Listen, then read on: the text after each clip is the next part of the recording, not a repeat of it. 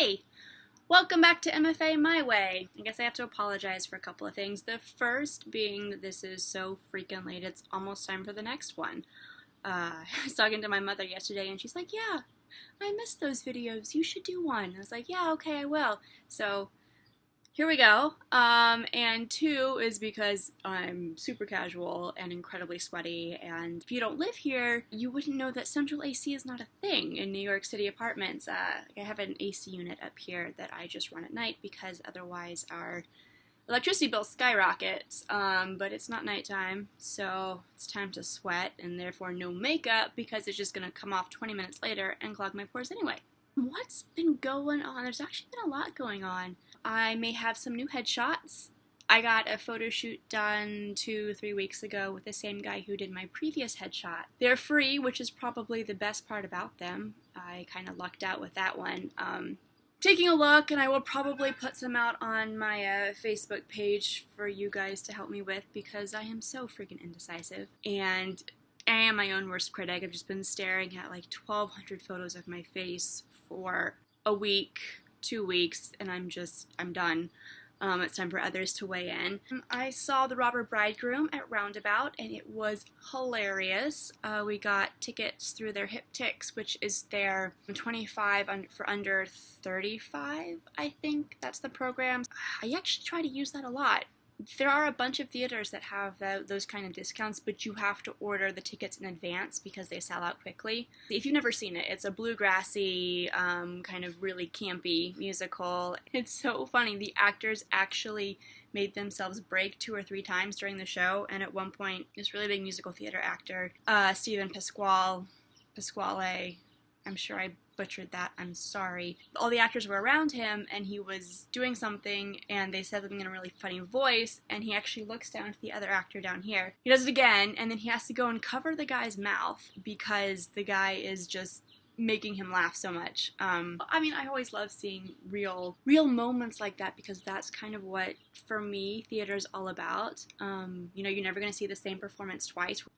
I took an all-day intensive with Elaine Aldaffer, who is the casting director of Playwrights Horizons, which is a big theater in the city that does, I want to say exclusively, new work, and she's someone that I have been wanting to get in to see at EPAs, but because Playwrights Horizons is a great theater and it's in New York, which means that actors who are cast can get people to come see it, they're always packed. So this was $129 for 7 hours, including a lunch break, and we did 2 sections. We did a prepared scene and we did cold reads. It was such a small class. There were 8 girls, which for like an Actors Connection pay to play is almost unheard of, especially like a full day Saturday one with such a sought after casting director.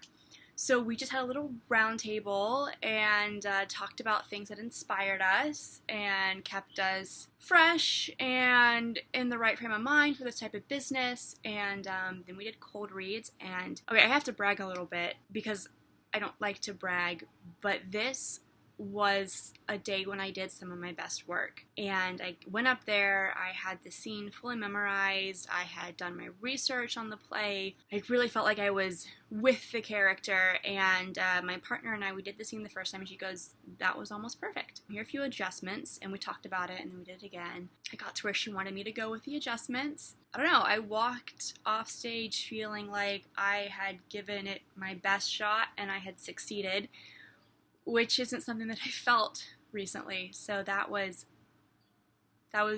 amazing. And then after lunch we came back with cold reads that she had given us before lunch, and they were comedic. The first round was dramatic, so these were a stark contrast, and we kind of held it as a mock audition. Coming into the room, feeling the energy, working with her as she would do, in a callback situation. So that was fun, and once again, I gave it my best shot, and it was okay. It wasn't great. She gave me an adjustment, and halfway through that adjustment, I guess I started and stopped a couple of times, and then in my last run-through, she gave me the adjustment to use the space, which is something that I don't do very often. I think one of my main problems is physicalizing the character, which was the exact same note that she gave me in my prepared scene read. So after I did that, after I got into like, oh, I'm just gonna go all out because this character is larger than life, bounces off the walls, and everything is so big and awesome, and her friend or the team partner that I'm reading with was just the best thing ever. And the lows are lows and the highs are highs, and once I got that into my body, I was literally just playing on stage. Like, I felt like I was clowning, which was easy for me to drop into because about a year ago, I was taking a clown class, and it's like, oh, that's what this is. I can do this. So that was an amazing day. It really kind of refueled everything. And then actually after that, I went to go see Indian Summer at Playwrights Horizons because I had comp tickets from ESPA, which is, I'm forgetting the acronym, I'll put it up on screen. I'm taking my summer dialect class there. And so they put me on a listserv and they just sent out like, hey, we have complimentary tickets to the previews of this show. Do you want to go? I was like, yes. Do please for this day. If you haven't seen it, you must go see it. It's about these two kids in the summer in Rhode Island, and it's funny, it's heartwarming, it's absurd, it's a really great 2 hours. 2 thumbs up, Sarah's review, 2 thumbs up. I am switching out some of my audition material because I feel like it's gotten stale and I haven't gotten great responses with them. So that's something that I'm working on right now. In order to go to the workshop with Elaine, I had booked something, like literally this all happened within maybe 4 hours. I had booked something on Actors Green Room, which is different from Actors Connection. And they have a cancellation policy where you can cancel up to a week beforehand, and when you cancel, you get credit towards the site. So I had booked something that day, and then I was looking to see if there's anything else that I wanted, and I saw this one with Elaine, which is something that I've always wanted to do. Even though the thing I had booked was like maybe 4 days away, I managed to finagle a refund because I had never booked anything with Actors Green Room before. I was like, hey, I'm really, really sorry. This is my first time. I gave them some bullshit excuse and was like, is there any way, because I caught it within an hour, and it's my first time, that, you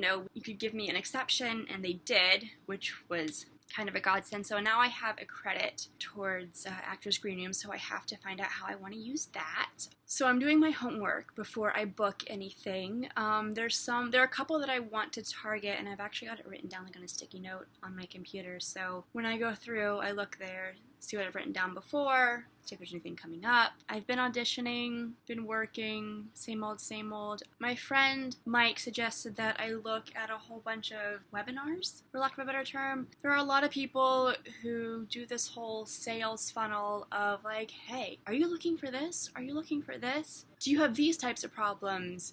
Is this one of your goals and you just can't seem to achieve it? Well, take my webinar and I'll tell you how to do all these things, and it's a miracle. And I have all the answers for you. They really rubbed me the wrong way.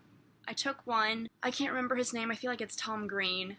And it was literally just him leading us on for an hour and a half. So there's another one. Her name's Amy Jo Berman, and he suggested looking into that and basically doing the work for everybody else to let you know whether or not it's worth it. And I might do that. We'll see. I need more things to talk about on this. Bear with me if it doesn't seem like much is going on. I think that's it. I am going to go and take a shower before I have to go out and do things. I will talk to you all later. I hope you are having a wonderful Memorial Day weekend, and stay safe and put your sunscreen on, and have a great time. All right, bye.